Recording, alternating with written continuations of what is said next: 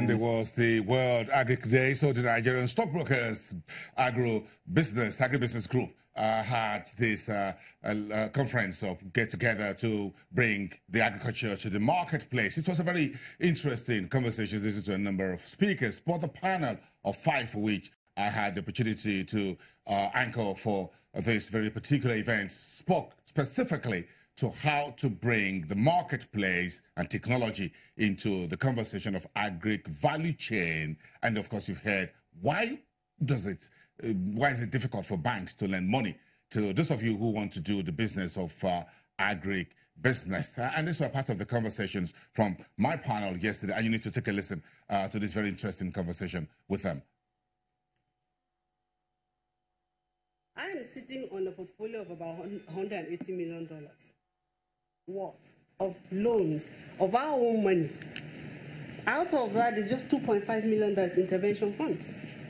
So we are lending, but we could lend much more if our entrepreneurs are able to come prepared and see what they're doing as a business, not a hobby and not a charity. So I'm going to make it very direct. What would you like to see if I submit this application to you tomorrow?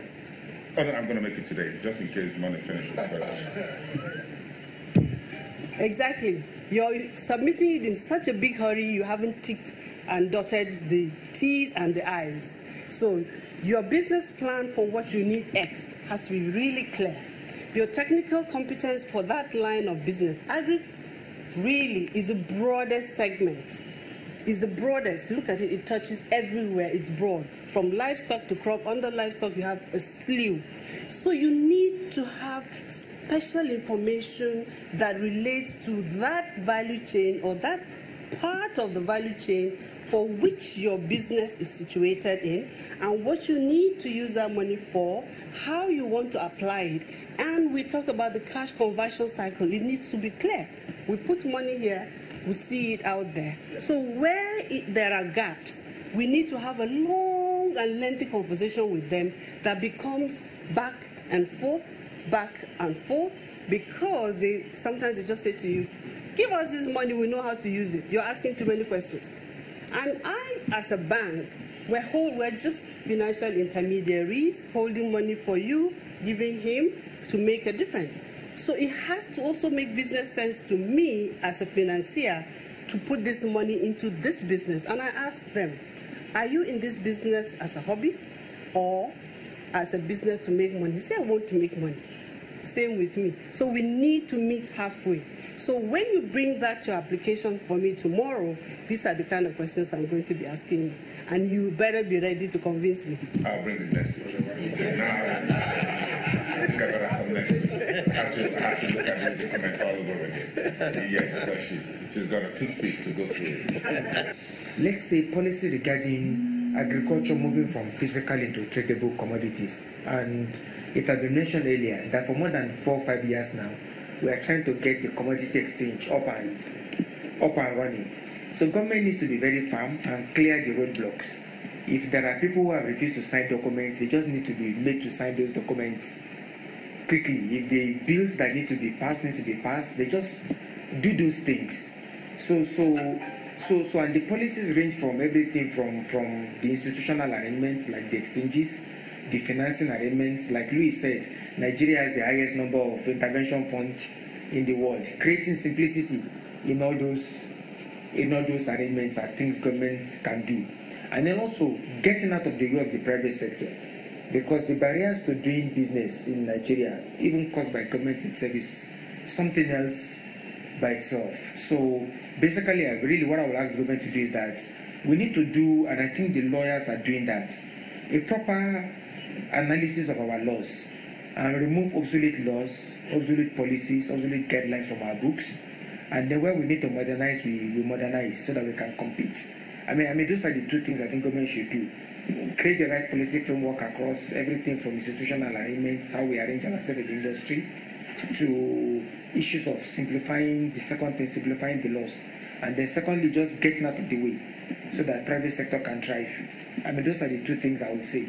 See, when we were putting together the strategy document for the commodities exchange, the biggest problem that we had was the stakeholder this particular value chain that Cellulite has addressed.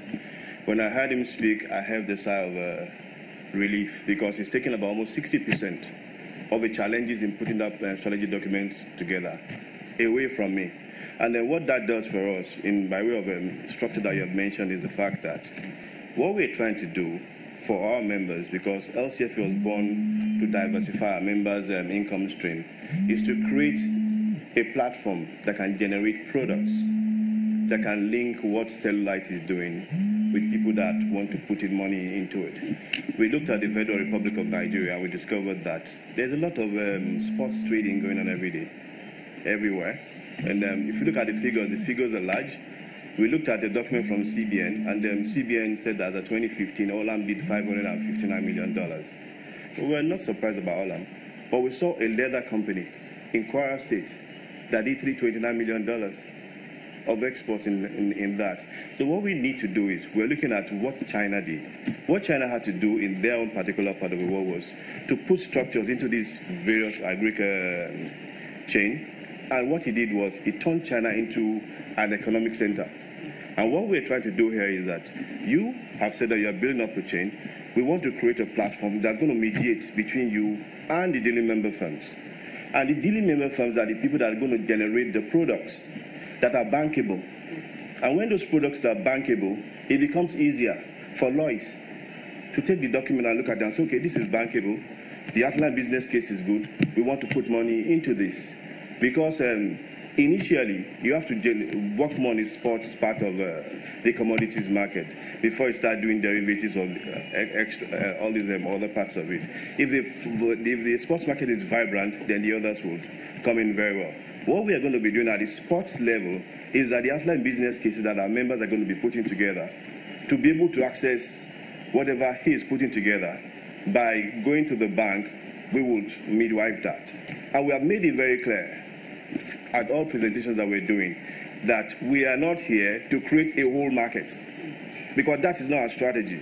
We don't want to start midwifing Agric businessmen to this. What we want to do is to create a platform of exchange whereby there will be wealth creation and people can mobilize funds into their businesses. So by the time these people have these documents together and they take it to a lawyers will be able to finance it. When it is financed, that document, when it's dematerialized and it becomes an electronic document, will be tradable by our members initially. Those are the structures that we're looking at.